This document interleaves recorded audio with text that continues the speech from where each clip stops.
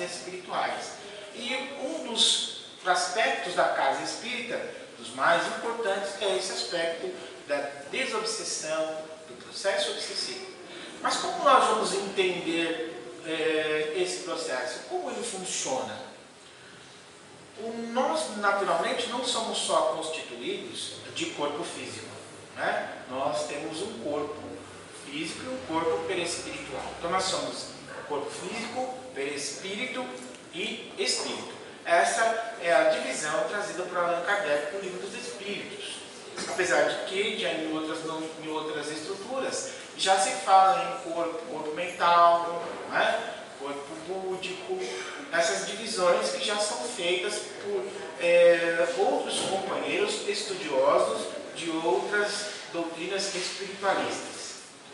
Como nós estamos numa reunião em que nós vamos buscar trazer didaticamente esses assuntos, então vamos pensar em relação ao corpo físico, a nós como corpo físico, perispírito e espírito propriamente dito.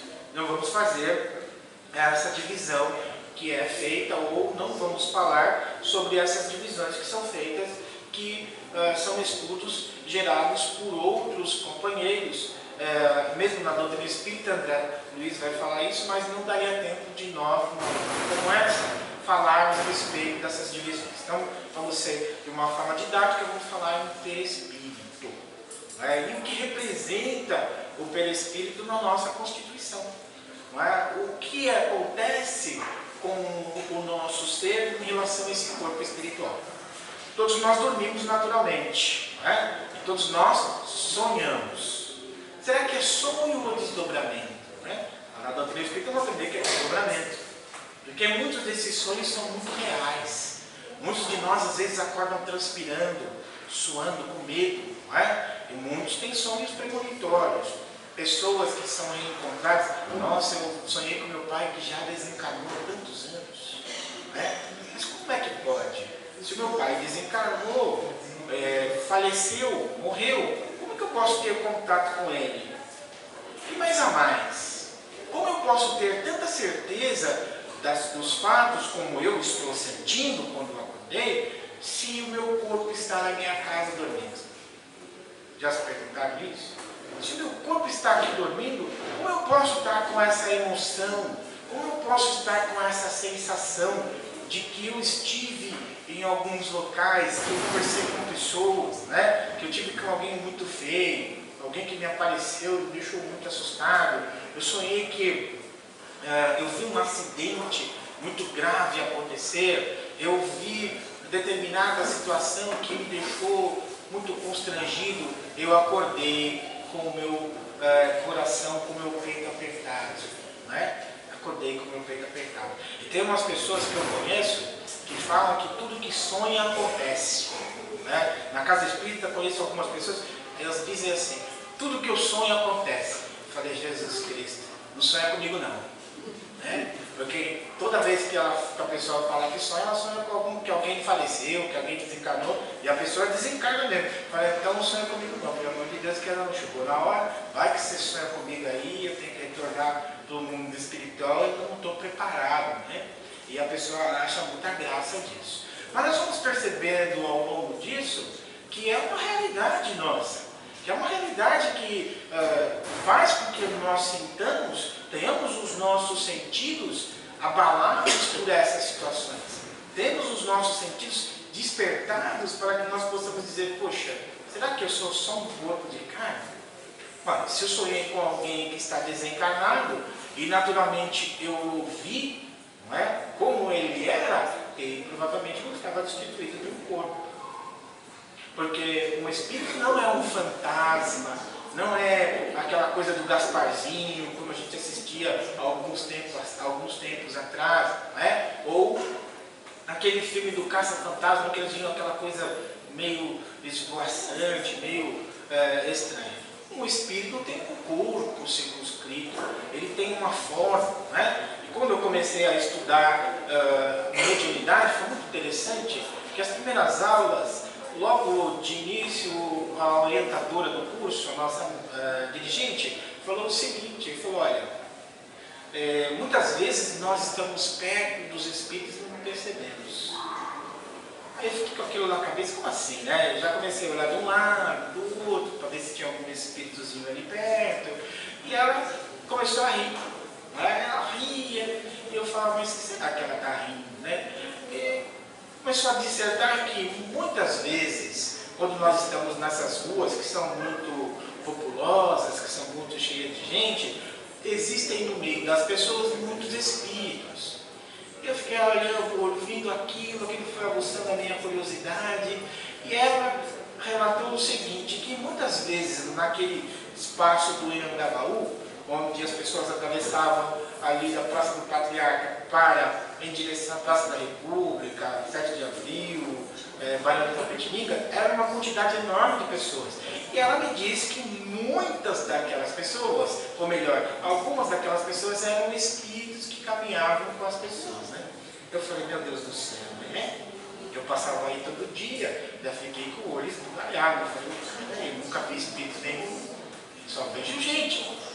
Aí ela pegou e disse o seguinte, para você reconhecer se é espírito ou gente, você tem que olhar para ver se tem pé. Se não tiver pé, é espírito. Se tiver pé, é gente. Aí vocês imaginam o que eu fiz na segunda-feira, né? Andei o viaduto do chá inteirinho para ver se tinha gente sem pé. Né? Mas, naturalmente, quem vai perceber os espíritos são pelas faculdades mediúnicas que nós detemos. Né? O que mais interessante que ela quis relatar com isso foi de que os espíritos muitas vezes estão à nossa volta, tomam forma, eles muitas vezes compactam o corpo físico, ficam parecidos conosco e nós nem percebemos. Muitas vezes conversam conosco, muitas pessoas falam assim, nossa, eu estava conversando com a pessoa falou comigo e desapareceu. Né? De repente, virei as costas quando lhe cadê? Né? Então, naturalmente, os espíritos estão às nossas voltas e nos influenciando. E o próprio Evangelho vai dizer que existe em torno de nós uma nuvem de testemunhas que nos acompanham constantemente. E a doutrina vai nos esclarecer que nós estamos inseridos dentro do plano espiritual e os espíritos estão conosco, porque os espíritos fazem parte da natureza. Os espíritos não são uma abstração, não são alguma coisa estranha, como nós aprendemos a ver, aquela coisa mística, né? Aquela coisa distante. Místico aqui no sentido ruim da palavra, né? Não naquele sentido bom da palavra, do misticismo, da crença, que é respeitado. Mas aquela coisa mística, meio cheia de ideias ruins, e nós também passamos a desenvolver, devido às nossas crenças equivocadas, uma relação muito ruim em relação às questões do plano espiritual. Vemos o plano espiritual, os espíritos muitas vezes como coisas ruins, como algo distante, fazemos relação com as questões de demônios, essas coisas que estão no nosso inconsciente. Mas com o Espiritismo nós vamos aprender uma coisa totalmente diferente, porque os Espíritos vão dizer que nós somos os Espíritos, que nós somos imortais e que naturalmente a nossa vida verdadeira não é a vida física, a nossa vida verdadeira é a vida espiritual. A vida material ela é uma passagem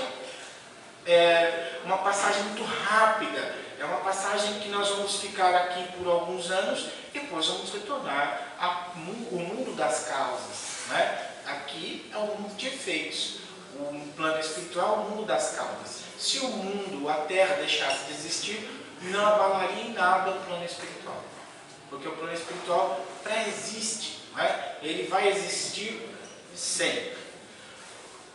Precisamos aprender com as questões da doutrina que o nosso corpo perispiritual ele não é um corpo comum como nós acostumamos a ter o nosso corpo físico. O nosso corpo físico tem algumas propriedades, algumas possibilidades, mas o nosso corpo perispiritual também. O nosso corpo perispiritual ele absorve todas as informações que nós detemos no corpo físico. Então as nossas memórias migram quando nós desencarnamos para o corpo espiritual, as percepções no corpo perispiritual são maiores que as físicas, nós ouvimos por todo o corpo perispiritual, sentimos por todo o corpo espiritual, não é? Então, vou fazer um exemplo aqui bastante interessante. Vamos pegar que a pessoa é dada a observar a vida do outro, não é? As pessoas que gostam de ouvir, de observar a vida alheia e tecer comentários edificantes, não é? Vamos dizer, pessoa maledicente. Essa pessoa, em corpo espiritual, ela seria maledicente em 360 graus, ou seja, ela